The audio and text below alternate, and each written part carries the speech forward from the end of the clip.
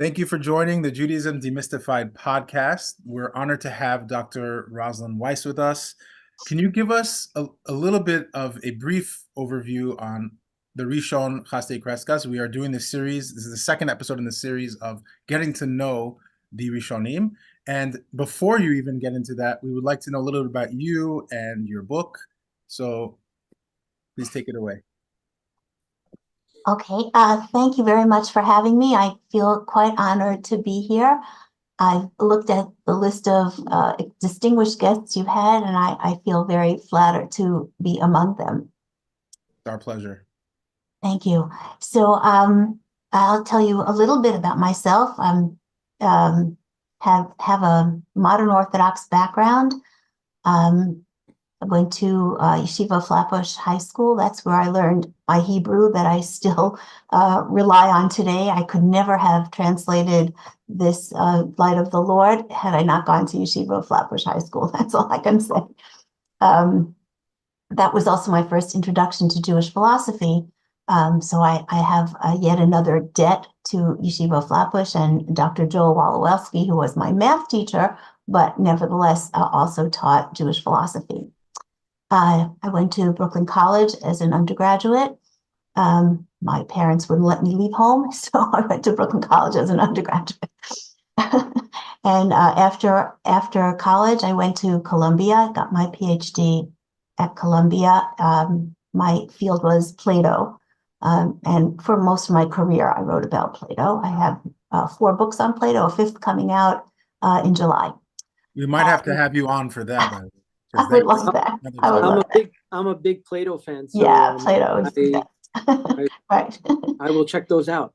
Yeah, if I couldn't do Jewish studies, which was just not a field when I was an undergraduate, I'm just glad that I ended up doing Plato. It's just it's been a wonderful companion my whole life. Also, and I think the only really interesting thing about my biography is that after I got a PhD, I went back to school and sat on the other end of the teacher's desk and got a master's in Jewish studies from Baltimore Hebrew University. And that gave me some sense of Jewish philosophy in greater depth. And I began teaching Jewish philosophy and writing about Jewish philosophy alongside my interest in Plato. Amazing. Okay, so I think that's enough about me. So I would go on and tell you a little bit about Crescas. He had a very important life, made very important contributions. He was born in 1340 in Barcelona to a very distinguished family of rabbis and merchants. And he attended a kind of modern yeshiva where he studied not only the typical Tanakh and Talmud, but he also studied science and philosophy and Kabbalah. It was the yeshiva of the Ran, and his good friends were Ribash and Rashbatz. So he had very distinguished friends, and he was the teacher of the very famous halachist Joseph Albo. He had an interesting life. He was arrested at one point with his friends, and it was a trumped up charge. I read somewhere that it was the Jewish community that started it, but I'm not sure. And he was eventually released with his friends. After the death of Pedro IV and the ascent of Juan I of Aragon, he was invited to move to Saragossa, and he was appointed chief rabbi by this Juan I and his wife Violante de Bar. They were supporters of culture, of the arts, sciences, and they revered him. And they appointed him to this very important position, and he lived there the rest of his life in Saragossa. He had a hard life in that he experienced the horrific pogrom of 1391, and he wrote about it. So among the things that he wrote was a letter to the Jews of Avignon right after the horrible pogrom, and it's a very important document. It documents all the cities that were affected by the pogrom. It documents how many people converted, how many people were killed. Al Kiddush Hashem were martyred for the sake of God's name. He tells us that it was the intellectuals who were the first to convert rather than die, to choose conversion over death, because they believe that the way to God is through the intellect. So how important could it be which religion you adhere to? So that was a kind of shocking and frightening thing that I read in that letter. He also tells about the giants of Talmud, the great rabbis, the cedars of Lebanon, as he called them, who adhered to the faith and met their death. Women in particular were martyred, chose to die rather than to convert in several of the cities. And tragically, he lost his only son. His patrons, the Juan I and Violante Bar, were able to protect the Jews of Saragossa, but they were not able to protect the Jews of other cities. And his son, who lived in Barcelona at the time, he was killed. So this was a tragic event of his life. So that was the first thing that he wrote, was this letter to the Jews of Avignon, telling them about, chronicling really this horrific pogrom. It was a terrible time. They had those who converted to Christianity were vicious in their anti-Semitism. There was a horrible Christian preacher named Ferran Martinez, who was like the Father Coughlin of the 1930s. I mean, just somebody vicious, and it was a terrible time. What can I say? So after that, and the death of his son, he wrote several other books. Well, actually, 3 other books. One was in 1398. He wrote a book called Refutation of the Christian Principles. It's an interesting book because it was the only thing he wrote in Catalan instead of in Hebrew. And it seems, therefore, that he was addressing people whose Hebrew was weak or non-existent, probably those who converted rather than dying in the pogrom. And he was trying to bring them back, and he wrote in Catalan. It was translated into Hebrew not long after. But the person who translated also put a lot of his own thoughts into it. So we're not exactly sure how much of it is actually Crescas's and how much is Joseph Ibn Shem Tov's work. The next thing that he wrote is something that we didn't even know was his until the 1980s. We call it the Passover Sermon, though it doesn't have a title per se. And it's the only halachic work we have of Crescas. It's about Pesach. It's about the beginning of the book. The beginning of this work is about miracles, how persuasive are miracles, what kinds of miracles, the relationship between Pesach and Shavuot. It's a very, very interesting book. And the second part of it is the halachic part. And Crescas believed that before you talk about halacha, you have to talk about theory. There has to be understanding that precedes the action. So it's a very nice book. It's in 2 parts, and we know that he was a great halachist and that he answered he wrote responsa to the Jews of Spain at least, but we don't have any of that surviving. We know from Joseph Alba, who talks about things that he had learned from Crescas, who was his teacher. And his major work is, of course, Light of the Lord, which he wrote towards the end of his life. He died in 1410 or 1411, and he wrote it over many years. There are changes that you can detect as you read the book. This was written later or earlier. It's a little bit out of order, possibly, and it's just an incredible book.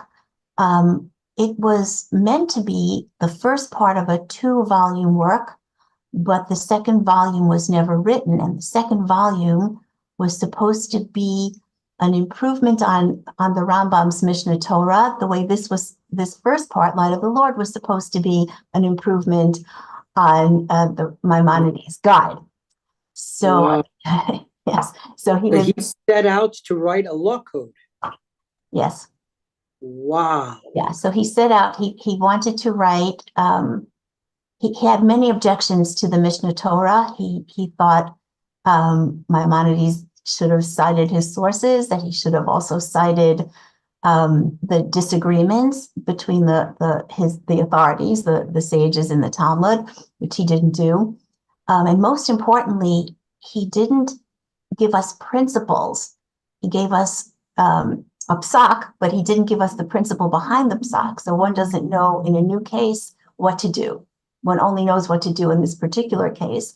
And from Crescass's point of view, the Mishnah Torah was finite, yet the details of halacha are infinite. So what we need is principles and not a psak, right? Which he wouldn't have considered the shorashim of the Sefer Mitzvot as a sort of principles.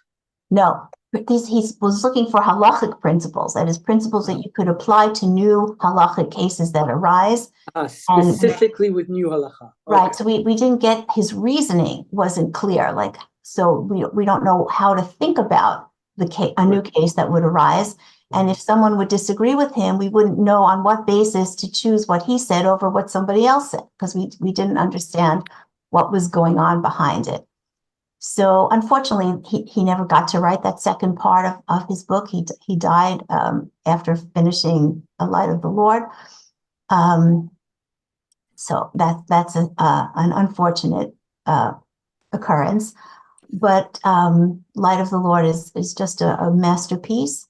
I don't think anyone who's studied it could say anything less about it than that it's a masterpiece. The English-speaking world is indebted to you greatly because you took on this big project, and we really want to revive interest in these important figures who kind of been lost in history. I'm just curious, what initially drew you to Light of the Lord, and what challenges did you face in capturing the philosophical nuances in English? Right. So this is one of these stories where you kind of fall into something without really having thought it through adequately. I when I was a professor, when I was teaching, I often took courses from other professors, both to improve my own teaching and just to see how something else, the same thing I teach might be taught, and also to learn new things.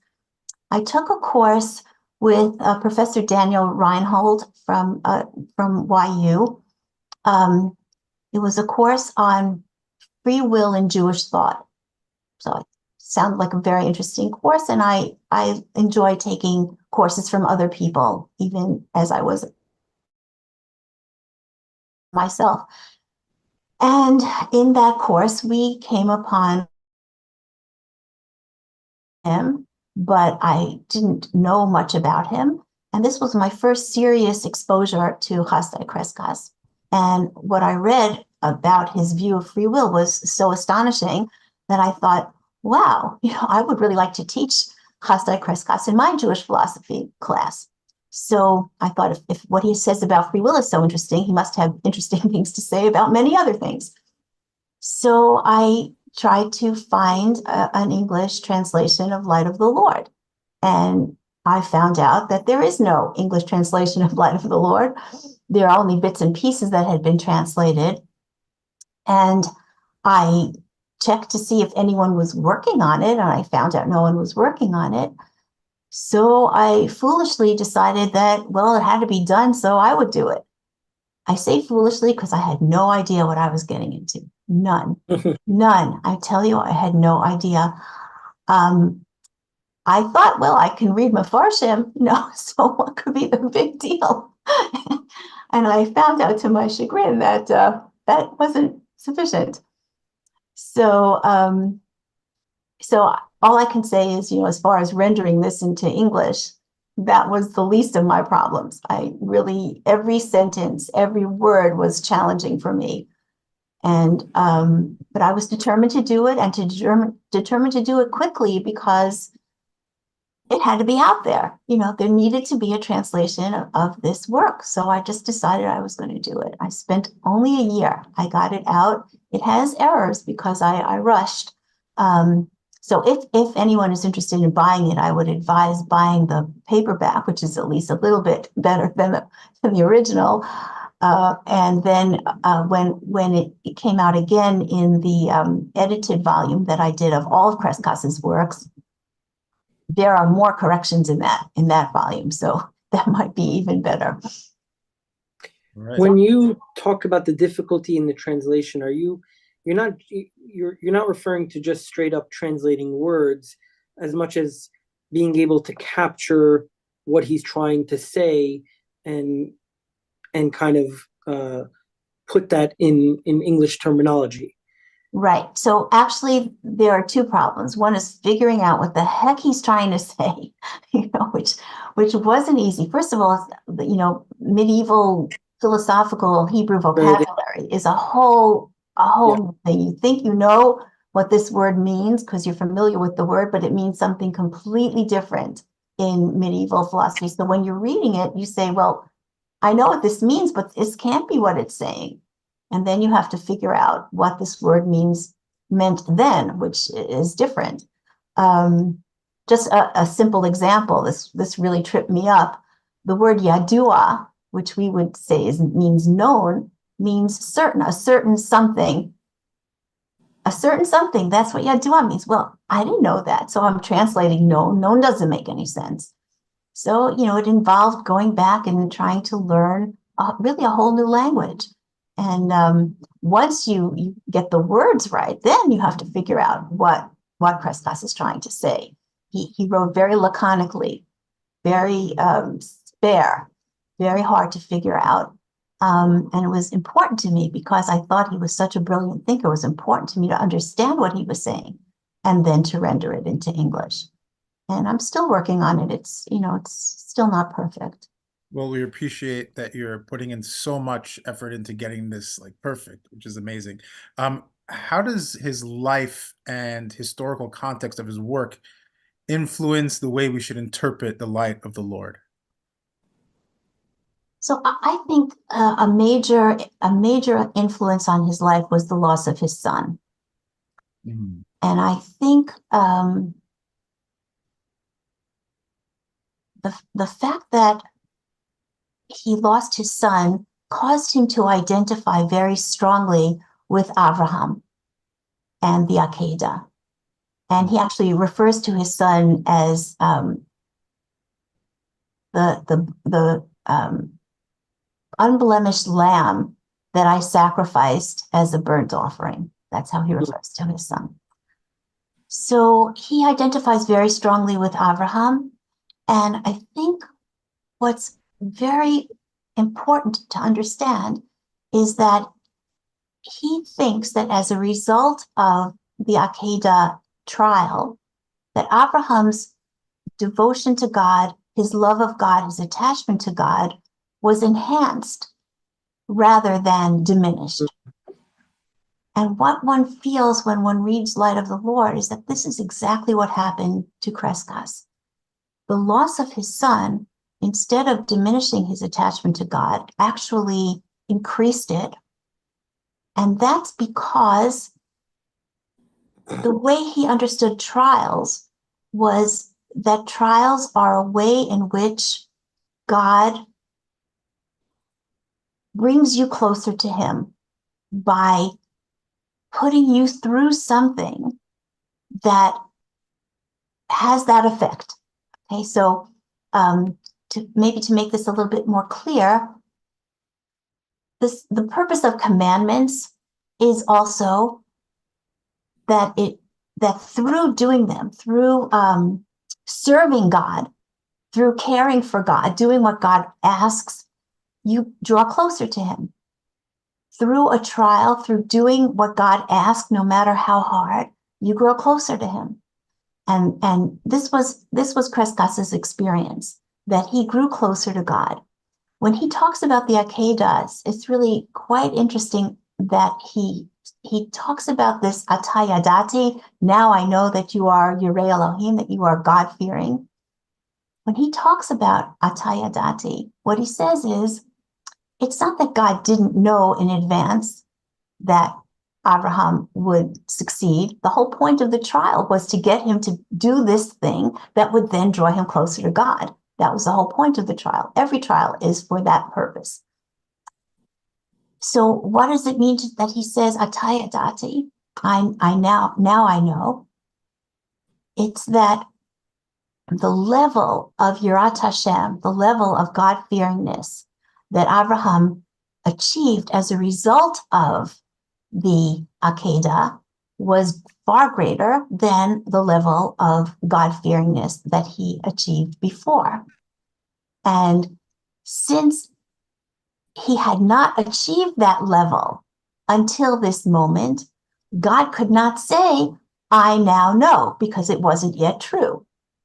Okay, so at the moment that Abraham reached that level, then God could say, now I know, because now it's true that you have reached a level of God-fearingness that you had not reached earlier. I think, at least for me, the way Crescas feels about God as a result of this tragic loss that he experienced, it puts me in mind of people like Rabbi Akiva, who was smiling as his skin was being flayed by the Romans. How is that possible? Nobody could understand it, but he said, now I get to love God with all your soul, right? He said, I never was able to do that. And here I think Crescas is feeling that he's able to love God in a new way that he wasn't able to love God before. I also think of Socrates. Socrates was perfectly sanguine at his own execution. How is that possible? It's possible because what mattered to him was being a just man. No one could take that from him. No one had taken it from him. And he was happy. And what we learn from this is that death is not the worst thing that can happen to a person. Death is another chance to be close to God. If you believe that after you die, and you've been a tzaddik in your life, then you bask in the Shekhinah. You know, what could be better? And interestingly, in the letter to the Jews of Avignon, Crescas says, I could quote it. He says, "Atztik alai hadin." I accept the justice of God's judgment. Ve'etnachem lituv chelko ule'imat goralo. And I'm consoled by my sons for good fortune, his good fortune. So, Crescas didn't think that death was the worst thing. He didn't think that suffering was the worst thing. The worst thing is distance from God. And if no one has affected your distance from God, if in fact your distance from God has been reduced, then things are good. Wow. Yeah. That's crazy. Yeah. He was just, he was really, in my view, really, truly a tzaddik, really a righteous person. Wow. He was intense. He was intense. He was intense. Yes. I mean, he was able, when he talked about things like reward and punishment, he was able to say that physical suffering is just an illusory bad thing. The really bad thing is distance from God. Incredible. Bensi, you want to take the next questions? The next sections? Mm-hmm. Okay. So we want to talk about the structure of the book, The Light of the Lord. Can you elaborate on the organizational structure Crescas chose for his work and how it serves the development of his philosophical arguments?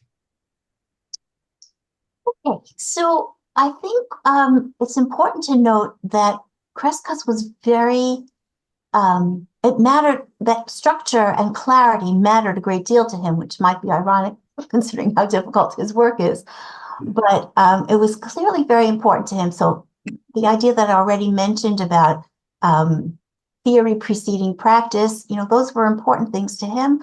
And one of the things that he always insisted on was that when somebody is writing, they ought to aim at three things. One is that it be easy to understand. Second, that it be easy to remember and preserve. So those things were very important to him. Very important that when somebody writes, those things happen, and those who are reading the work can benefit from it. So and this, of course, was one of his complaints about Maimonides' Mishnah Torah, that it wasn't well organized. That was one of the things that troubled him about it. So he really did organize Light of the Lord very well. It's very clearly structured. Just to give you a basic outline, he begins with the most fundamental beliefs that are common to all believers in God: existence, unity, existence of God, his unity, and his incorporeality, right? Those are kind of the basic things. He goes on to what he calls Pinot. He has 6 Pinot, 6 cornerstones that are Jewish beliefs, okay? And they are, 3 of them have to do with God, 3 of them have to do with man, but such things as God's knowledge, God's power, prophecy is one of them, a choice, free will is one of them. So those are very fundamental, and he has an interesting way of characterizing them. They are the truths without which there could be no Torah. Okay. Then he goes on. So they're axioms. They're axioms, right? They're axioms to the Torah, right? Without them, there could be no Torah.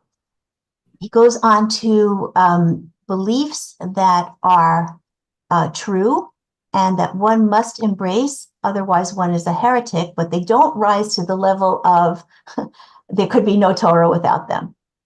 Okay. And he's got a lot of those. And finally, he's got things that are a little doubtful, where he tries to do his best to think what the rabbis and our tradition would say about them, as well as what philosophy would say. In each of these areas, he talks about what other people say. He shows what's right and what's wrong about them, and then he presents his own view. It's very methodical, and quite easy to follow. You know, when the first part, you were mentioning how he doesn't like how Maimonides wasn't very structured in the writing of the Moreh. It is a little bit surprising to me. I wonder, because even in the introduction, the Rambam kind of, shows his cards here that by design he's doing it like that. Yeah, so I'm sorry, maybe I wasn't clear, but in the Mishnah Torah, he was complaining about the Mishnah Torah and its structure. Oh, no, but right now with or Hashem, because in the Moreh you were saying how the ideas weren't. So you meant. No, so in his introduction to Light of the Lord, the introduction is really the introduction to the bigger work, the second volume of which he didn't write, and his complaints are about the Mishnah Torah. Oh, okay. I thought I heard more Nevuchim in the beginning, so that No. a little bit surprised me. Okay, sorry about that. My bad. Okay. So actually getting into more Nevuchim now, what ways would you say that Hasdai Crescass' work deviates from other medieval philosophical works, such as, of course, more Nevuchim, and what significance do these differences hold to their respective intended audiences? So I would say that it's fair to say about the medievals generally that truth is truth. There's only one truth. They're not relativistic. They don't think you have your truth and I have my truth. They think truth is truth. So certainly for the Jewish philosophers, the Torah and philosophy had to be saying the same thing. Because if the philosophy is true and the Torah is true, they have to be saying the same thing. Mm-hmm. So the question then arises, well, which kind of yields to which? Okay, that is, do we read the Torah in light of philosophy, or do we read philosophy in light of the Torah? And this is where I think the main difference between the Rambam and Crescass comes in. Because I think that the Rambam really reads the Torah in light of philosophy. And his recourse to metaphorical readings of the Torah that has to do with that he prioritizes philosophy. He certainly is a great advocate of Torah, but only insofar as Torah can be made to conform to philosophical truth. And I think Crescass is the other way around. I think Crescass thinks that philosophy has to yield to Torah, that philosophy, since Torah is telling us the truth, philosophy will say the same thing. Speculation will get us to the same place, but he would give pride of place to Torah over philosophy. At least that's my take on the difference between them. Maimonides tells us in the guide who his audience is. His audience is the perplexed. It's those people who have been steeped in Torah and in Judaism and then come across philosophy, and all of a sudden the Torah isn't looking so good. And they're perplexed, and Maimonides gives them a way out, gives them a way to continue to embrace Torah while they accept philosophy.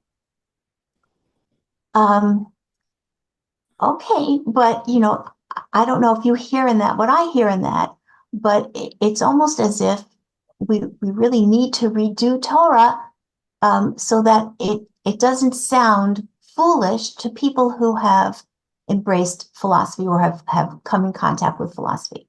He tries to make Torah sound more like philosophy so that it's appealing to those who are fans of philosophy, who have come to appreciate philosophy and maybe are a little bit embarrassed about at least the literal Torah.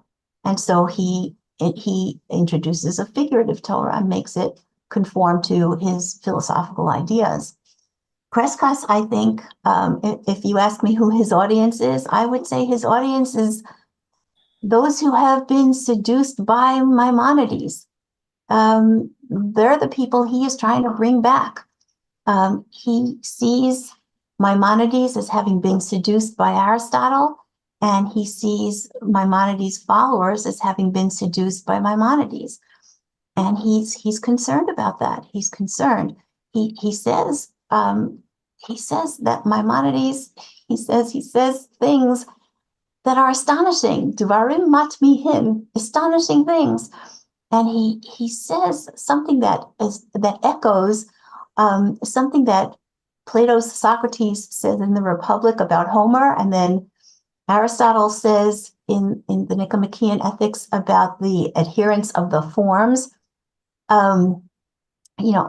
Socrates says, Homer is beloved to us, but the truth is more beloved. And Aristotle says the same thing about the adherence of the forms, that they are beloved, but the truth is more beloved. And then Crescass says the same thing about Maimonides, that he is beloved, his works are beloved, even his secular works are beloved, but the truth is more beloved. And then, as if that isn't enough, he then quotes the Talmud. The Talmud says this in several places, that wherever there is Chilul Hashem, wherever there is desecration of the name, one may not accord reverence to the Rav. He says it straight out in his introduction that, you don't really have to read between the lines. He's worried that Maimonides has said things that at least cause a Chilul Hashem, even if Maimonides himself was not intending for that to happen. They cause a Chilul Hashem, and one has to set the record straight. So I think that's his audience, and I think that drives his book. Yeah, that makes for a fascinating almost confrontation between Crescass and Maimonides. It is worth Absolutely. noting for the audience that there are other ways to understand Maimonides in general. Crescass for sure believed exactly as you're saying. There are different ways of understanding Maimonides, and of course, Crescass's understanding puts him squarely opposed to Maimonides. I think it's fair to say that he's opposed to Aristotle, and to the extent that Maimonides embraced Aristotle, he was disappointed. It was a no-fly zone. Yeah, yeah. Okay. All right. Right. So I want to get into the metaphysics and physics. He challenges, as you mentioned, Aristotle. He challenges Aristotelian physics and metaphysics extensively. And I'd like to know, why was he so critical of this? I would say that Aristotle believed, and certainly Crescas thought Aristotle believed, and Crescas thought Maimonides believed that Aristotle believed, that the way to metaphysics, that is, the way to know about the divine, what is beyond our physical universe, is through physics. That physics, once you understand the universe, you will know what God must be. And the only way to know what God must be is to study the laws of physics. And that's what Aristotle dedicated his life to. And I guess I would say that the only way for Aristotle, or Maimonides, as Crescas understood him, to know the truth about God is to get your physics right. I think this is something that Crescas found wholly objectionable. I think, first of all, he wasn't such a fan of Aristotelian physics. He thought Aristotelian physics was full of question begging, full of assumptions that were not proved, that were, I don't know, perhaps struck him as commonsensical, but very often Crescas says, well, we don't know if that's true. Okay, so he was always accusing him of question begging. So if his physics is bad, we certainly don't want to have our view of God depend on Aristotelian physics. And that whole approach troubled him. It's interesting, in book 4 of Light of the Lord, one of the issues that he raises is whether we could say that Maaseh Bereshit is what we translate as the account of creation is physics, and Maaseh Merkava, the account of the chariot, that is metaphysics. That is what Maimonides maintains. Crescas discusses that in book 4, and he says, no way, no way is that true. Maaseh Bereshit is the account of creation, and the Maaseh Merkava is the account of the higher things, and they're not related to one another. And he quotes a very interesting passage. I think it's in the Talmud. I think in the Chagiga. It's a very interesting passage, an anecdote about two sages. One was an expert on the account of creation. The other was an expert on the account of the chariot. And they were going to teach each other the one they didn't know. So the first thing to notice, even though Crescas doesn't point it out, it's super obvious. The person who knew the account of the chariot and didn't know the account of creation was obviously someone who got to, let's say, metaphysics without going through physics. So right away we see from that Talmudic story that physics is not the way to metaphysics. That's not what's meant by creation and the chariot. And so the one who knew creation taught creation to the one who knew the chariot. And then when the chariot's turn came to teach the other one about the chariot, the other one said, I'm sorry, I'm not old enough. So he clearly didn't think that one could go from physics to metaphysics. This is not what was going on there. And Crescas is very insistent that these are not what these terms mean. And the way to know about God is through Torah. It's not through Aristotelian physics. And you know, all the fuss that Maimonides made about we shouldn't tell these things to people, you know, we should tell them Aristotelian physics and metaphysics. Crescas said, what's the big deal? So we tell them about God's necessary existence. We could tell women and children about that. What is the big secret? The secrets that he thought there were really the mysteries of the higher realm, which we were not going to know through physics. So what's really interesting to me is that he singles out Maimonides with physics and metaphysics. He was not the only Rishon to believe that. By chance, I was going through the Ran. You know the Ran? Mm-hmm. Ron was his teacher. Who's teacher? Was Crescass's teacher. But doesn't the Ran hold that Maaseh Bereshit and Maaseh Merkava is physics and metaphysics? I don't know the answer to that. So that's so interesting because I was actually reading the Drashot Ran, and I could be mistaken, so I guess I shouldn't say it on air if I'm not 100% sure. I'll check it out again, but I'm almost positive that I remember seeing that the Ran understood it as physics and metaphysics, so that makes it so interesting. Yeah, this was something that troubled him very much, that people were embracing this idea when he thought it was totally not Jewish. There was something not Jewish about that we don't learn about God from studying the universe. In fact, I guess I could talk about this now. He quotes at the end of book 1. He quotes another passage. This one is the famous one about Abraham being compared to a traveler on the road, and the traveler sees an illumined palace, and he says, "Could it be that there's no manager, no master of this palace?" Asking it rhetorically. Obviously, if it's lit up, obviously there's a master. And then the master shows up and says, "I am the master of this palace."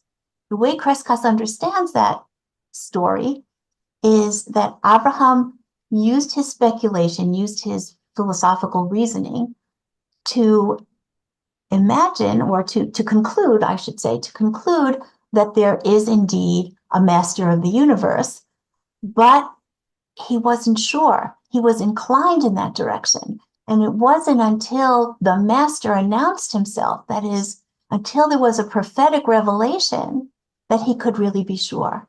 And Crescas is trying to tell us philosophy can give us an inclination. It can give us good reasons to believe, but ultimately the Torah is our source. And it's the experience, the experience, or the Torah itself for him was right. Very reliable. Going back to Maimonides, I think it's clear that when it comes to Aristotelian physics and metaphysics, I don't think he felt like the matters were all settled. I believe, from my understanding, is that even Maimonides makes a astonishing statement that if Aristotle were, Aristotle, he disagreed with Aristotle on the eternality of the universe, right? There had to be a beginning because he relied on the Torah for that. And he says, if Aristotle is proven to be, right without a shadow of a doubt, then we might have to, we will have to look at Bereshit as a metaphor. But the fact is, he sides with the Torah. So I don't know if it's so fair to say that he was like, Aristotelian, to the extreme. But I also, okay, so I'll just, sorry, just say that I think the Rambam believed the world was eternal. I think that was the cover. Yeah. Wow. Yeah, I have no doubt about it. It's just, you guys cut out for a second, so can you? Yeah, I said that in my understanding of Maimonides, that was a cover that he protests too often, but I don't believe that. But he does. He believes the world is eternal. I don't see any other way. So when you say you don't see any other way, I'm just curious to pick your brain. What do you mean by that? How do you see that? Well, I mean, I give you this, just a quick analysis. I think Maimonides thinks there are two possibilities. Either the world is completely natural or the world is miraculous. And I think he rejects the latter. So if the world is completely natural, he would understand it as not having creation, because creation is miraculous. He would understand the Torah as completely natural, which I think he does. He understands prophecy as completely natural.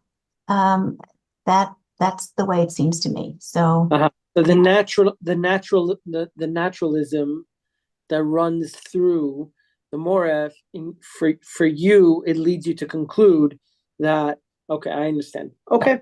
yeah. That's a very, common understanding of Rambam. Everybody has their kind of take on, because they've Right. been speaking to different audiences, and Right. that for the purposes of this podcast, we want to understand what the other viewpoints were at the time as well. Like, because obviously Rambam was not the only person to think a certain way. We want to know what Crescas thought, and the contemporaries of Crescas. So let's get to them, because what was their view on metaphysics and physics, Jewish and non-Jewish at the time, and also the views of God by other medieval thinkers? Okay, so I want to focus on Crescas, so I will talk kind of in general terms about the others, instead of speaking about them individually. I think Crescas's main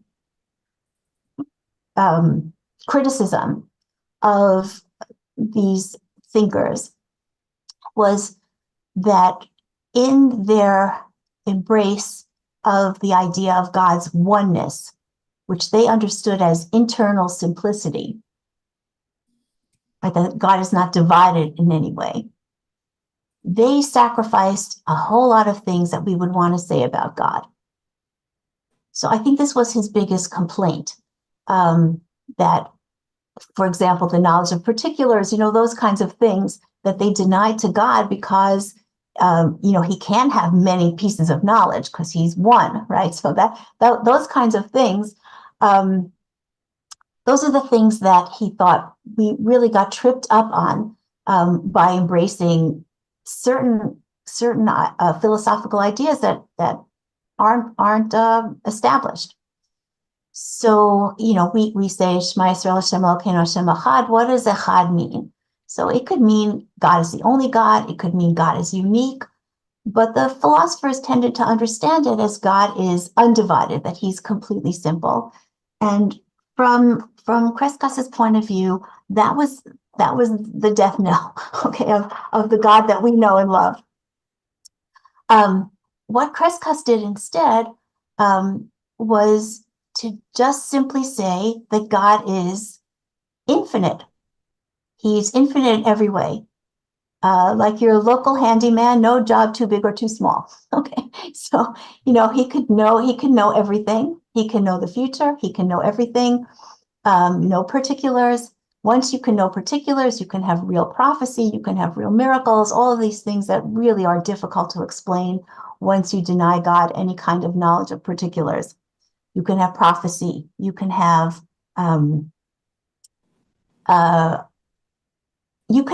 and this is especially interesting, I think, you can have an anteriorly, that is at the outset, eternal world, because God is so powerful, he's so infinitely powerful, that he creates out of nothing forever. So he has been, how could he not be creating? He's all powerful. So he's creating for all time out of nothing. So he, Crescas preserves the, creation out of nothing, yesh me'ayin. And he also says there's no problem with saying the universe is eternal. There's no problem with that because God is constantly active. God is completely powerful. He can do what he can do all the time. And so, if you say, well, what about Bereshit? He says, yes, this current world, this is one of God's worlds. And he finds Talmudic sources that will support the idea that God makes worlds and destroys them, makes worlds and destroys them. These kinds of things. He always finds some kind of Talmudic a source. Was he a literalist with Agadot? I would say he was not a literalist about he wasn't wedded to literal interpretation of anything. He was not a simplistic interpreter. Some of his interpretations of the Chumash are just astonishing.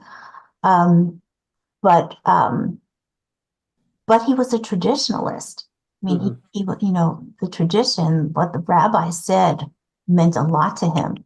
what the Siddur says, all of those things. He talked a lot about what the Siddur says, what the rabbi said, and it mattered a great deal to him that he not stray from traditional points of view.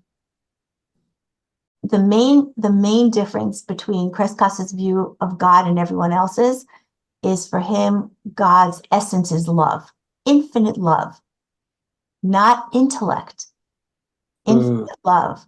It's totally different from what you read, in the other philosophers.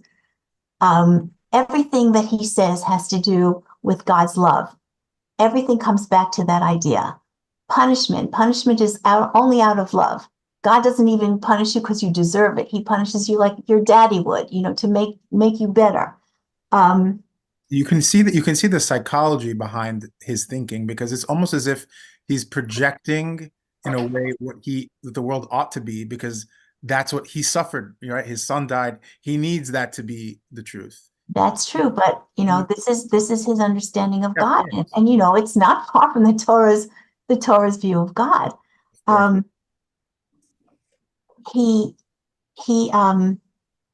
He says about God that his love is infinite. It's not like any other love. He says the word ahava, love, is used for how people feel about God, but the word cheshek, a kind of more ardent, more passionate love, is the kind of love that God has for the Jewish people, and in particular for the forefathers. And there are psukim that use the word cheshek that show that God had this passionate love for people. And of course, because his love is infinite, of course, it's going to be stronger than any love that we could have for him. Abraham is called Avraham Ohavi, the one who loves me, but the word cheshek is a word that is used for God. And he says something that I love. He says, the Jewish God is a jealous God. Well, of course he's a jealous God. Anybody who loves passionately is jealous if his beloved is stepping out on him. And this is exactly, it's not contradictory to talk about a God of love and a God of jealousy. They're two sides of the same coin. Amazing. That is fascinating. That is fascinating. What are the implications of what are the implications of Crescass' views on free will for the concept of moral responsibility in Jewish thought? Okay, so this is really quite where he's an outlier. This is the first thing. My first contact with him was his view of free will, and I thought, what the heck is this? He believes that there's causal necessity, that given the causes, there will be certain effects, and it can't go any other way. The stronger cause will cause the effect, and he really doesn't deviate from that. So the question is, so where does free will come in? And it can't not come in, okay, for the simple reason that it's one of the pinot. It's a fundamental. So it has to come in. So, it took a little digging to try to figure out what he was saying. He doesn't really back down from the idea of causal necessity. That, of course, if something happens, there were things that caused it. And if other things would have caused it, where other causes would have been there, other things would have happened. In fact, the very basis of commandments is that they're causes. They are causes, and if there were no connection between cause and effect, we wouldn't have commandments. God wouldn't bother with it. So, where does free will come in? And I think there are really two areas where Crescass identifies free will. But what we would mean by free will, we're not caused. One is our attitude. Do we love something, or are we disgusted, or do we hate it? And the other is effort. If we put effort into something, I think it may not make so much sense. I'm not sure it makes perfect sense, but this is what he seems to think, that what you do is caused, but how you feel about it is not caused. Are you happy doing the mitzvot, or are you unhappy doing the mitzvot? Do you resent believing in God or not believing in God? Those are things that are within your control.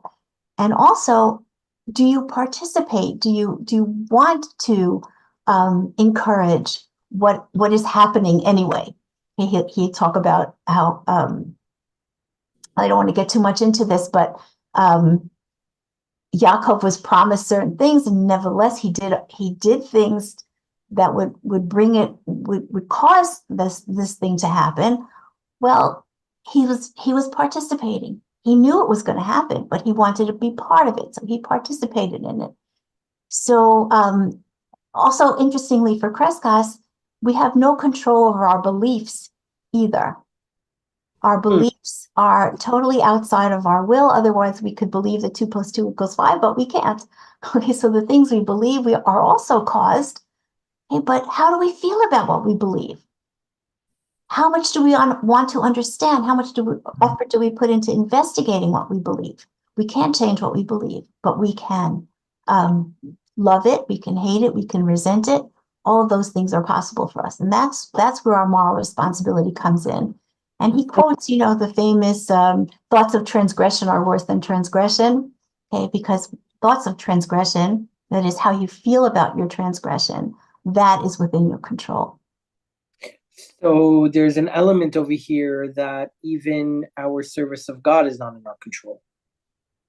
It does seem that way. Whether we are joyful about it or resentful about it, that's within our control. And that's what we're held responsible for. This reminds me a lot of Ishbitz. Are you familiar with Ishbitz? Yeah, he was in that course as well. He was in that course that I took with Professor Reinhold. That was my introduction to him as well. So yeah, I remember I learned Shikoach. I learned there's elements of that also with the way you react. I think if I'm not mistaken, Rav Dessler adopts some of that into his, not completely, but a little bit of it. And what you're saying about the train is moving, if you want to kind of join the train or not, meaning your effort that you're to help the cause or not. Exactly. So that kind of reminds me of the Ramchal's understanding a little bit of how everything is leading to a certain place. It's just a matter if you want to contribute to that or not, if you want to be part of it or not. I'm kind of seeing all these contemporary kind of voices, and now I'm kind of learning that they're all kind of getting it from Hasdai Crescas. I think that's true. I mean, he quotes this other famous thing in Shabbat about how that at Har Sinai that God put the Kigit. So he put the ha on them, kikigit, okay, and and then one of the rabbis complains, well, then what choice did they have? Where's their free will? And the answer that's given in the Talmud in Shabbat is that this was all rectified in the time of Esther, when the kimu v'kiblu, when they took it willingly, because the miracles, they embraced their Judaism with joy, and that made up for this coerced kind of acceptance of the Torah where they really had no choice. So the joyfulness that they experienced at the time of Mordechai and Esther, which of course we just experienced, that was their willing embrace of what they embraced unwillingly or not completely willingly the first time. He's playing that into the whole, beautiful. Okay, gotcha. Really interesting. So I quickly want to go through books 1 through 4. Book 1, Crescas sets out to prove the existence of God. How does his approach to God differ from other medieval philosophers such as Maimonides and Aquinas? So I think just the simplest thing to say is that for him, no proof is decisive. There are better proofs and worse proofs, but no proof is decisive. The true source, as I tried to indicate earlier, the true source for God's existence is the Torah, is prophecy. Without that, we are not certain. It's interesting, though, that Spinoza mentions Crescas by name in one place, in a letter that he wrote. And in that letter, he says that Crescas was the only one who understood properly the proofs for God's existence of the ancients, and everyone else misunderstood their proofs. And I think probably this is the proof that Crescas thought was the most convincing of the proofs, though none of them is decisive. And that is that we don't prove God's existence because of the impossibility of an infinite causal chain. We can only prove God's existence because of the impossibility of there being only contingent beings. Okay, so the need for there to be at least one necessary being was his proof for God's existence. But again, not a decisive proof. And jumping to his next book, focusing on the commandments and their underlying beliefs, how does Crescas justify the commandments, and what does he see as their role in Jewish life and thought? Okay, so I think I already indicated, and I'll say it again, that commandments for him are causes. They are causes that will have the effect of bringing people closer to God. That is their point. Just like trials, that was the point of trials, that's the point of commandments, and they work as causes. Of course, there are competing causes, but they are at least one set of causes that whose purpose is to bring people closer to God.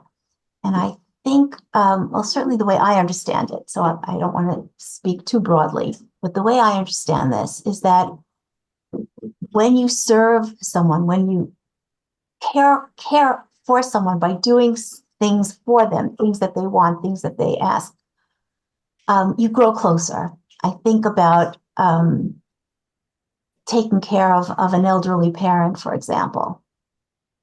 It increases the love. It's hard work, but the caring increases the love. Taking care of a young child, the more you do for someone, the greater the love. And I think the point of the commandments was to give us things to do for God, to increase our attachment to him, our devotion to him, our love for him. Crescas says that Abraham needed only one commandment to bring him close to God, and that was circumcision. But we need many commandments. We need to be constantly working for God in order to achieve that kind of level of closeness to him. I'm also reminded of, what we say after each parak of Pirkei Avot in the summer. We say, Israel, right? Yeah. Right? So God wanted what's best for us, and so he gave us many commandments, Torah and many commandments. So I think that's the idea of what's behind commandments. What would be his view of, let's say, the people who, obviously there's many more people in the world besides Jews, what would be the purpose of, let's say, someone who doesn't have the commandments? Yeah, so I think they would have a harder time. I think, when he says, Shelo asani isha and Shelo asani aved, the fact that women and slaves have fewer commandments makes it much harder for them to achieve the closeness to God. And similarly, it would be for non-Jews. I mean, he's quite open about God's love being for all humanity, but especially for the Jewish people. So there is that particularism, that we are his people, and he loves us, and that's why he's jealous when we go elsewhere. There is that motif that runs through Crescas. So not impossible to grow close to God, but you don't have these causes pushing you along, and you don't have the head start. It makes it much harder. So this is a case. So, well, sorry, Benji, you were saying something? No, I was just going to say, this is a very beautiful thing that he says about Moshe. Why did Moshe beg God not to kill him, and to take the people to the land of Israel, and the people were so irksome and so difficult, and he was clearly getting irritated by the end. But when God wanted him to die rather than cross over and take care of these people, he begged to live. And Crescas says, but why did he do that? Right? He could have died and basked in the Shekhinah with all the other tzaddikim. Why would he beg to continue in this in this hard job? And Crescass's answer was, the most important thing for a human being is to serve God. He didn't want to give up the service of God, which is the way to get closer to God. And this is what human happiness is about. It's about serving God. And he would rather have the happiness of serving God than of just sitting around and basking in the sunlight. So it's very Tov sha'achat ma'asim tovim, right? Saying exactly. better 1 hour of good deeds in this world than the entire world to come. Exactly. A fascinating kind of most of the things that Crescass advocates for seems to have been adopted by the mainstream religious culture today. But when you mentioned how, he admits when it comes to, well, not admits, but and according to his understanding of mitzvot, he must admit that for a woman it's harder to come closer to God than a man. That is actually so funny in that, for the most part, the way today women are generally educated in their teenage years and seminaries, when they're, it's usually that what's being told is, women have less mitzvot because they don't need as much in order to get closer to God. Right. Almost, that was yeah, you that know was the what idea of Abraham, right? right? He only needed one. I know that's what we say, but he says, Shelo asani goy, Shelo asani aved, Shelo asani isha, that those are, they make it harder. They don't make it impossible, but they make it harder. Maybe they do need fewer, but from his point of view, the fact that he said it about Avram, he said that about Avram, right? Mhm. The fact that he said about Avram, I'm surprised that he wouldn't simply adopt it into saying it about, like, females, like, you know what I mean? Like, it's interesting that he actually chose not to go that direction, where you even showed here, look, with Avram, boom, like, you know what I mean? All right. I think that the problem with that is he would have to also say it about non-Jews. I to say it see. about There's a slaves. lack of Okay, consistency. it's not so simple. Although it's different because Goyim, okay, but you can say Shem. I think that would be the problem for him. I got you. I think, didn't follow that through my mind. I think also we have to understand, people, as brilliant as they are, they they are products of their time. And Yes, yeah, absolutely. It makes me think of, like, the Balatanya. You might say something disparaging, or let's say consider a goy lesser, even though sure. in our tradition we don't really have so much. Most of the traditions that we follow today is all about, like, Hashem loves all of his creations equally, and we all have different roles. But you see something like from the Balatanya, for example, not you have to understand where he's coming from, because, or even in the Talmud, there's some statements, let's say, that maybe we might look at it, sideways, because they were dealing with brutal, vicious, non-Jews who were let's say, they were pogroms in their time. So obviously I would think that influences, that plays a role, yeah. That must play a role. And I do want to touch on the next thing, but I think the next thing we kind of discuss, which is book 3, tradition versus the balance between rational inquiry and adherence to tradition. I think you've kind of explained that, but if you want to touch on that a little bit more. Just mention one thing in that connection, that we do find that if he found in the Talmud that the rabbis believed in something, he would tend to believe in it. So amulets, the power of amulets, or the power of, or the existence of demons, these kinds of things that we find in the Talmud. He said, well, the rabbis believed in it, so I'm accepting it as well. So, he was very traditional in certain respects.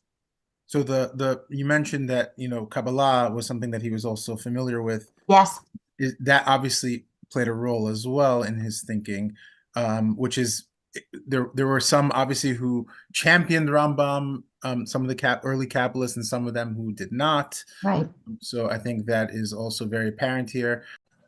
Very, very interesting. We're learning a lot about Crescas, which I didn't know a lot of this stuff about him. And I'm just curious, because you mentioned that he was like, he wrote something against a Christianity, or a Christian polemic. Yes. Right? So it's interesting, because I would say the highlight of Christianity is, let's say, like, God's love, right? But they don't have the commandments, or some would actually observe the commandments still. So I'm wondering how he kind of saw that, dynamic. Good question. Right. So you have to understand that he was facing a Jewish community that was decimated by conversion to Christianity. And fought very, very hard to bring people back. The Lord, I think, and certainly of this Bitul Ikarei Hanotzrim, the refutation of Christian principles. He wrote a very straightforward book showing that all these Christian doctrines are nonsense. That was the point of the book. He thought the way Jesus was treated was unjust. Why should he suffer for all mankind? Right? These kinds of things.